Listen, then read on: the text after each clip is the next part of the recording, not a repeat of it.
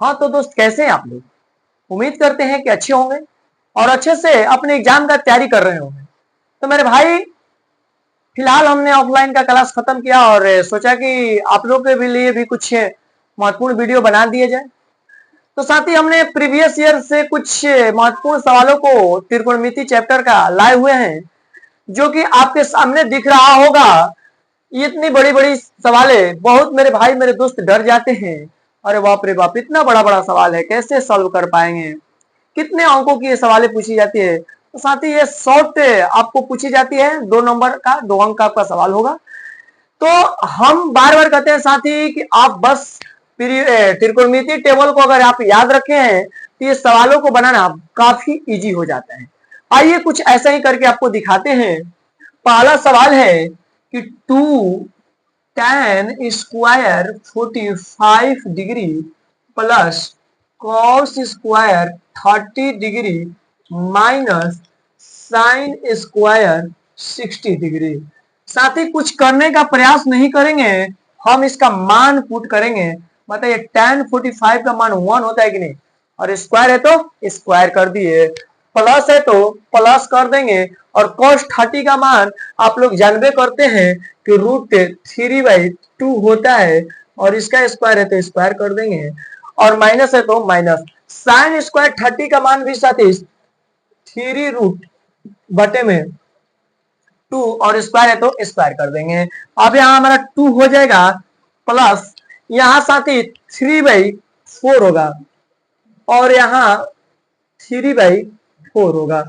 अब बहुत सारे मेरे भाई यहाँ नहीं समझ पाए होंगे कि यहाँ आपने क्या कर दिया। साथी √3 का स्क्वायर का मतलब √3 गुना √3, और 3 का 9 हो जाएगा, और 9 का वर्गमूल 3 होता है कि नहीं? उम्मीद करते हैं कि आप समझ गए होंगे। अब आपकी मर्जी साथी, आप चाहे तो ये दोनों को कटा सकते हैं, तो हमारा आंसर 2 हो जाएगा। उम्मीद करते हैं कि आप पहले सवाल को समझ गए होंगे। अब लगा होगा ओ इतना आसान सवाल था। हाँ साथी, बस आप जिस तरीका से सवाल की ढांचा तैयार किए गए हैं, आप उस तरीके से बनाते चल जाइएगा। हमने कुछ नहीं किया साथी, 2 था तो 2 ज्यों का त्यों रख दिए, tan 45 का मान रख दिए, और स्क्वायर था तो स्क्वायर कर दिए। उसी तरीके से cos 30 का मान √3/2, और स्क्वायर है तो स्क्वायर, माइनस है तो माइनस, √3/2 स्क्वायर है तो स्क्वायर कर दिए। उसके बाद साथी 1 का स्क्वायर तो 1 ही होता है, और 2 में 1 से गुणा करेंगे तो 2 ही न होगा। आप ही बताइए, यहाँ समझाइए दिए कि √3/4 का 2 का यहाँ 3/4 क्यों हुआ? क्योंकि √3 को 2 बार गुना कराएंगे तो 9 होता है, और √9 का वर्गमूल यहाँ पर 3 होता है। तो 2 2 जा 4 हो गया, तो 3/4 माइनस 3/4, ये पॉजिटिव है ये निगेटिव है, दोनों काट दिए तो हमारा 2 आंसर हो जाएगा। उम्मीद करते हैं साथी आप समझ गए होंगे। आइए हम तीसरे नंबर सवाल को सॉल्व करने का प्रयास करेंगे, क्योंकि पहले के आधार पर दूसरा सवाल दिया गया है। आइए तीसरा टाइप को दिखाते हैं। अब इसके सवाल को sin 60 का मान होता है √3/2, और इंटू का मतलब गुणा, cos 30 का मान होता है √3/2, और माइनस है तो माइनस, cos 60 का मान हो जाता है साथी 1/2, गुणा sin 30 का मान 1/2। अब देखिए कितना चीज था।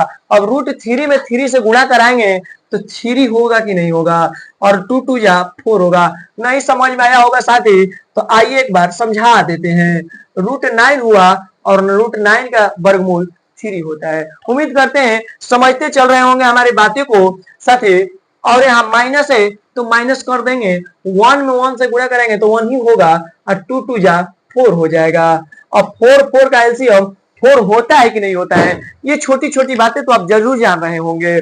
और 4 में 4 से डिवाइड करते हैं तो हमारे यहाँ 3 हो ही जाएगा, क्योंकि 4 में 4 से देंगे तो 1, 1 में 3 से गुणा करें तो 3 होगा, और यहाँ 1 हो जाएगा क्योंकि 4 से 4 कट जाएगा। अब यहाँ 3 में से 1 जाएगा साथी, 2 होगा 2/4। अब आपके ऊपर रहता है, यहाँ पर भी आंसर सही है, लेकिन आप ऑप्शन देख लीजिएगा, हो सकता है इसको एग्जामिनर कटा दिया गया हो, तो 1/2 आंसर हो जाएगा। तो मेरे भाई उम्मीद करते हैं कि आप इस पैटर्न पर आधारित सवाल का जवाब जरूर दे पाएंगे। तो मेरे भाई इसी तरीका से महत्वपूर्ण वीडियो के लिए हमारे चैनल को लाइक कीजिए, सब्सक्राइब कीजिए। इस चैनल का नाम है आरकेएस किंग थ्री। धन्यवाद।